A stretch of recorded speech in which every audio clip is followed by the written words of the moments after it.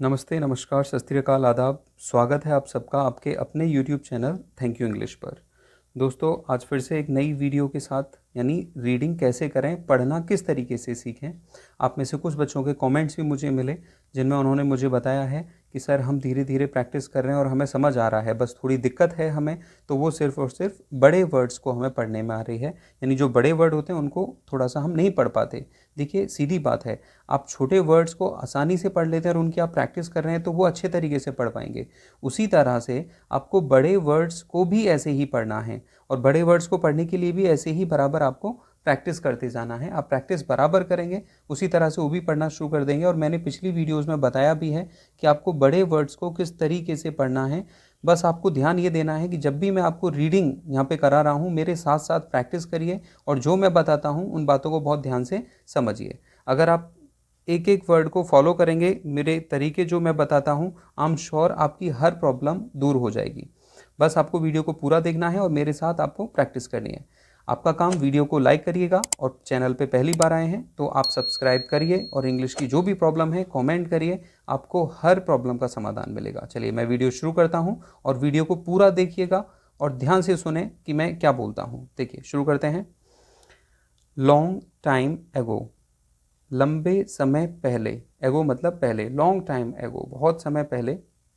There was uh farmer, आ इसको आ बोलते हैं। देयर वॉज आ फार्मर, एक किसान था।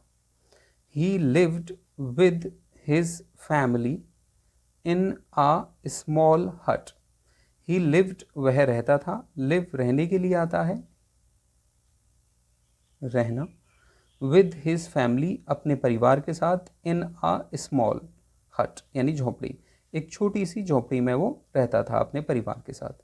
नियर आ विलेज, एक गांव के पास। नियर पास के लिए आता है, पास, near a village. The farmer had a small land, the farmer जो किसान था, हैड अ स्मॉल लैंड उसके पास एक छोटी सी ज़मीन थी। लैंड जो होती है वो ज़मीन होती है, ज़मीन को हम लैंड बोलते हैं। The farmer had a small land for farming यानी खेती के लिए, खेती के लिए उसके पास एक छोटी सी ज़मीन थी।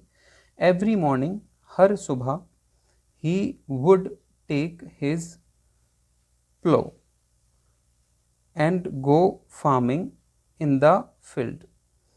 यानी हर सुबह ही वुड टेक, यहाँ टेक का मतलब ले जाने से है, ले जाना, उसको हम टेक भी इंग्लिश में बोलते हैं।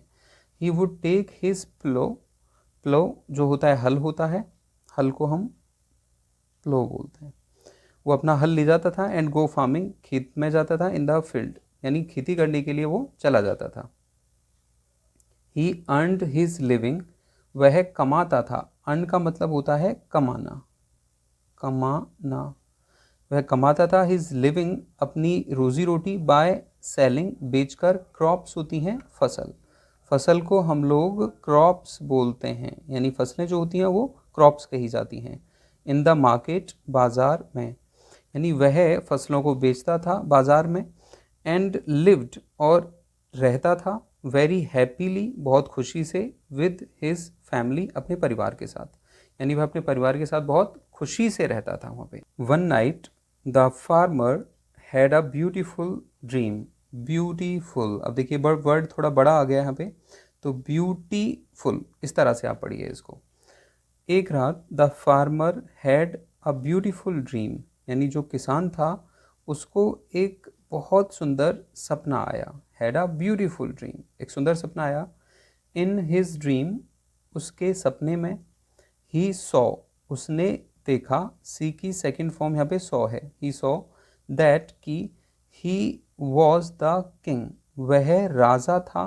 ही वॉज द किंग, तो ही वह वॉज था, द किंग यानी राजा, ऑफ अ स्टेट एक राज्य का, यानी वो एक राजा था।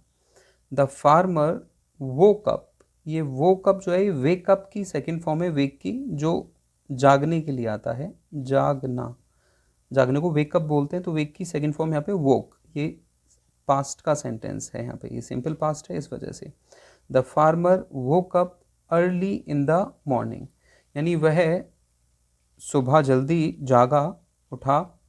ओ अरे, it was just a dream, ये तो बस एक सपना था। इट यानी यह वॉज था, जस्ट यानी अ ड्रीम यानी सपना, ये तो बस जस्ट यहाँ बस के लिए, ये तो बस एक सपना ही था। ही सैड हिमसेल्फ, उसने अपने आप से कहा, सडनली अचानक से, he felt very dispirited, he felt उसे महसूस हुआ, वेरी डिस्प्रिटेड, डिस्प्रिट जो होता है वो उदास को बोलते हैं हम लोग, डिस्प्रिटेड उदास, एंड डिप्रेस्ड और थोड़ा सा डिप्रेस्ड परेशान, ये भी उदास के लिए ही आता है, डिप्रेस्ड भी वैसे परेशान भी हम बोल सकते हैं, परेशान डिप्रेस्ड। तो वो काफ़ी उदास और परेशान महसूस हुआ। ही वॉज वेरी सैड, वह बहुत दुखी था, he was very sad that day, उस दिन।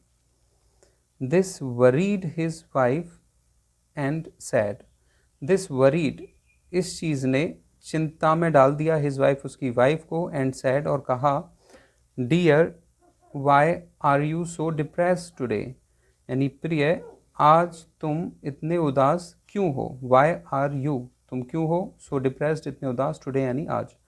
Are you not feeling good, क्या तुम अच्छा महसूस नहीं कर रहे हो, are you not feeling good.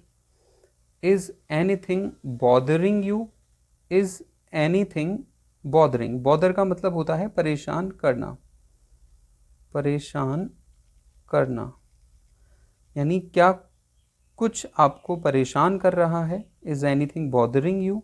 She asked him, उसने उससे पूछा, यानी जो उनकी वाइफ थी उन्होंने उससे पूछा। द फार्मर सेड, जो किसान था उसने कहा, डियर वाइफ, लास्ट नाइट यानी अंतिम रात, I had a beautiful dream, मुझे एक सुंदर सपना आया। आई सॉ, मैंने देखा, दैट कि, आई वॉज द किंग, मैं था, द किंग यानी राजा, ऑफ अ स्टेट एक राज्य का, and you were my queen और तुम मेरी रानी थी, you were my queen. We lived in a grand place, we lived हम रहते थे, इन अ ग्रैंड प्लेस एक बड़ी अच्छी जगह पर। I had a stud crown, I had मेरे पास था, स्टड क्राउन यानी जड़ा हुआ जो क्राउन होता है जो सर पे लगाया जाता है हमारे, had a stud crown on my head, यहाँ आया भी है देखो, मेरे सर पर जड़ा हुआ एक ऊपर क्राउन लगा हुआ था।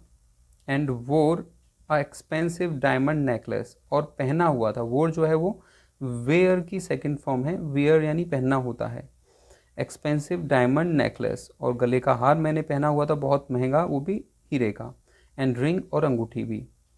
आई वोर मैंने पहना, very beautiful and expensive silk dresses, यानी मैंने बहुत सुंदर और महंगी सिल्क ड्रेसेस पहनी हुई थी, सिल्क का मतलब रेशम होता है, तो रेशम का मैंने पहना हुआ था। You and our children too, तुम और हमारे बच्चे भी, यानी आप और हमारे बच्चे भी, वोर उन्होंने पहना हुआ था। आगे अब इसमें है, उन्होंने भी बहुत अच्छे कपड़े पहने हुए थे, इसमें जो दिखाया गया है। तो देखिए मैंने इस चैप्टर के माध्यम से आपको बताया है कि रीडिंग करना बहुत आसान है, बस आपको अपने तरीके सही करने हैं। अगर आप सही तरीके से प्रैक्टिस करते हैं तो मैं आपको ये विश्वास दिलाता हूँ कि आप 100% रीडिंग सही करेंगे। कुछ बच्चे ऐसे हैं जो बार बार करने के बाद नहीं कर पा रहे हैं, उसका कारण ये होता है कि वो सही तरीका नहीं अपना पा रहे हैं। अगर आप सही तरीके से फॉलो करेंगे और आप लगातार प्रैक्टिस करेंगे तो इंग्लिश रीडिंग ही नहीं, आप कुछ भी अचीव कर सकते हैं, कुछ भी हासिल कर सकते हैं। बस आपको लगातार चलते रहना है, और जो भी आपको प्रॉब्लम आए मुझे कमेंट ज़रूर करिएगा। देखिए आप कमेंट करेंगे मुझे तभी पता चलेगा, आप कमेंट नहीं करेंगे मुझे नहीं पता चलेगा।